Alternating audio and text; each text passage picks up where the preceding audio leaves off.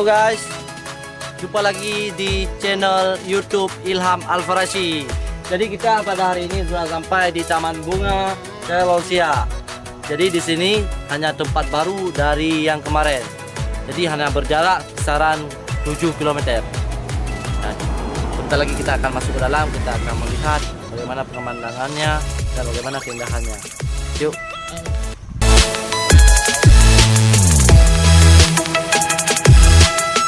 Berhubung ini tempat baru, berarti masih sedikit tanaman yang belum ditanam dan hanya sebagian yang masih utuh, karena ini tempat baru, ada pembaharuan.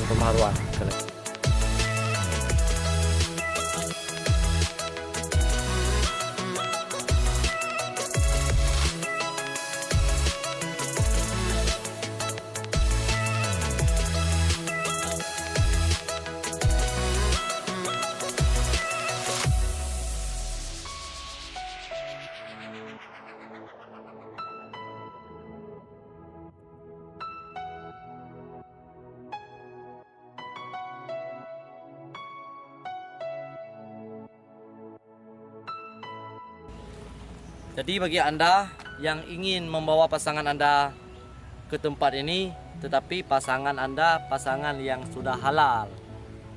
Bagi kalian yang belum menikah atau masih belum halal, maka kami himbaukan supaya tidak membawa ke sini. Tapi buat para jomblo seperti kami, harap segera merapat ke tempat yang sangat indah ini.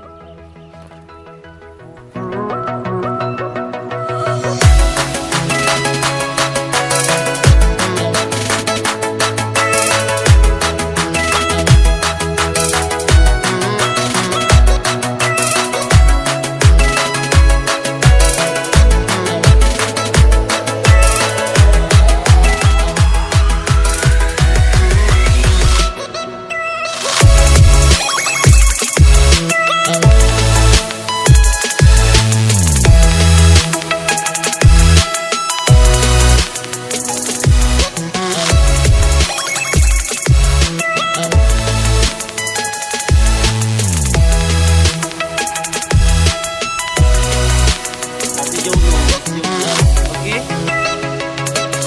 yuk kita lihat pemandangan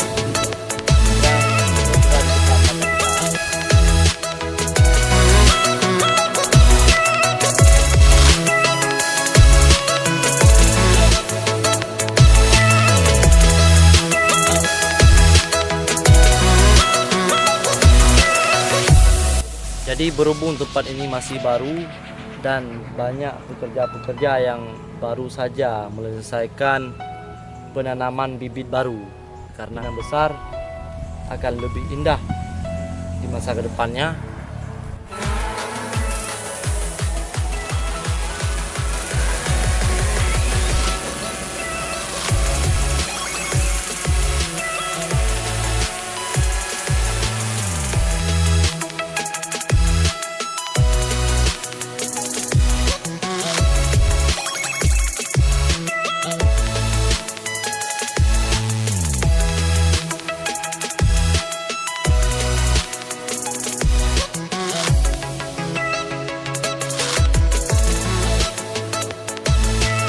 Bagi para wisata-wisata baik di luar daerah maupun dalam daerah, khususnya bagi masyarakat PD, inilah tempat yang cocok bagi kita untuk menenangkan pikiran kita. Bagi kalian yang ingin support channel kami, jangan lupa like, subscribe sebanyak-banyaknya, dan komen and share kepada kawan-kawan kalian. Semoga kami bisa berkembang secepatnya dan mengupload video dengan sebaik mungkin. Oke, assalamualaikum warahmatullahi wabarakatuh.